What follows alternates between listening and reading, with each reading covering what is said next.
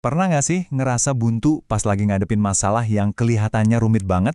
Ternyata nih, ada satu pola pikir yang bisa ngubah total cara kita ngelihat masalah. Dan ini bukan cuma buat para jagoan coding loh. Namanya berpikir komputasional. Skill super penting di zaman sekarang. Yuk, kita bedah bareng-bareng. Tunggu dulu. Kalau kita dengar kata komputasional, yang langsung kepikiran pasti komputer, coding, hal-hal ribet gitu kan? Nah, gimana kalau saya bilang inti dari semua ini justru sama sekali bukan soal mesin? Nah, ini dia tantangan yang nyata banget di banyak sekolah di Indonesia. Kesenjangan digital itu beneran ada. Terus gimana dong? Apa anak-anak kita yang nggak punya akses ke komputer canggih harus pasrah aja ketinggalan buat belajar skill sepenting ini? Jawabannya ternyata nggak gitu. Justru solusinya itu jauh lebih mendasar dan jujur aja cukup mengejutkan. Ini bukan soal nambahin komputer atau laptop, tapi soal mengupgrade software yang paling canggih di dunia, otak kita sendiri. Oke, jadi apa sih sebenarnya berpikir komputasional itu? Gampangnya, ini adalah proses kita mikir buat kerumusin masalah sama solusinya, nah ini kuncinya, biar bisa dijalanin secara efektif sama komputer, dan komputernya ini bisa jadi manusia ataupun mesin. Ini bukti kalau dasarnya ya cara kita mikir. Terus, gimana cara kerjanya? Gini, ada 4 pilar utama yang jadi fondasi cara berpikir ini. Anggap aja ini kayak resep rahasia buat mecahin masalah apapun secara efektif.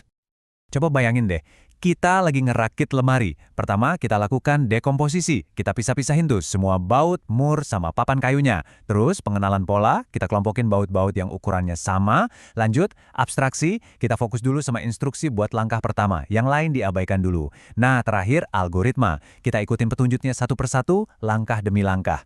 Kerangka kerja yang sama persis bisa kita pakai buat mencahin masalah apapun. Nah, ini dia bagian paling kerennya. Semua konsep yang kedengarannya rumit tadi ternyata bisa banget diajarin lewat main-main doang. Dan yang lebih gokil lagi, kita nggak butuh komputer sama sekali. Kenalin nih, namanya Coding Unplugged. Ini tuh sebuah pendekatan buat ngajarin logika dasar pemrograman lewat aktivitas fisik, permainan, dan interaksi langsung, tanpa nyentuh komputer. Keren kan?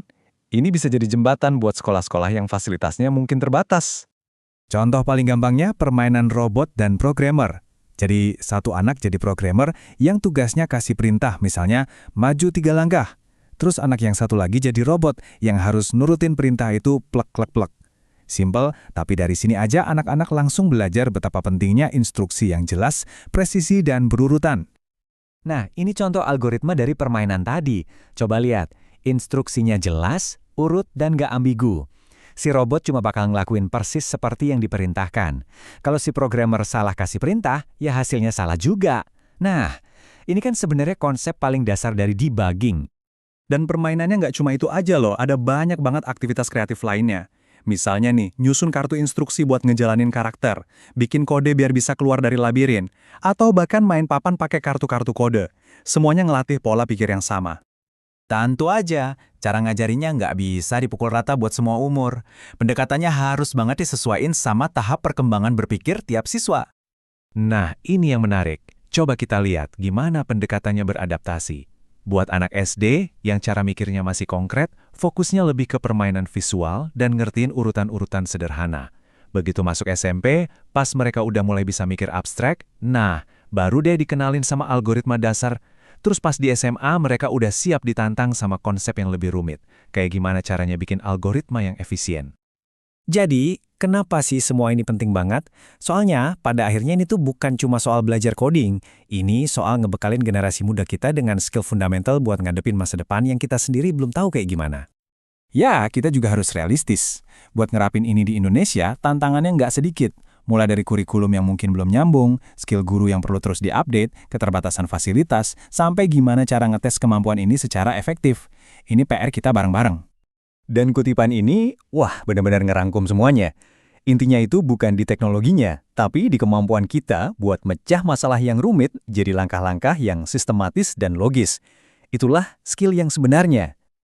Terus, apa hasilnya buat anak-anak? Coba deh, lihat sebarannya.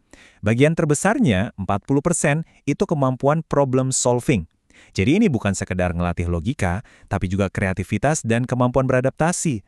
Intinya, kita nggak cuma nyetak coder, tapi kita nyetak para pemecah masalah yang siap ngadepin tantangan apapun. Jadi udah jelas ya, Berpikir komputasional itu bukan soal mesin. Ini soal kita mengupgrade software paling canggih yang kita punya, otak kita. Ini adalah kerangka kerja buat mengubah kekacauan jadi keteraturan. Jadi, saya mau tinggalin satu pertanyaan buat Anda. Masalah apa, sekecil apapun, yang bakal Anda hadapi dengan cara berbeda hari ini setelah punya bekal pola pikir baru ini?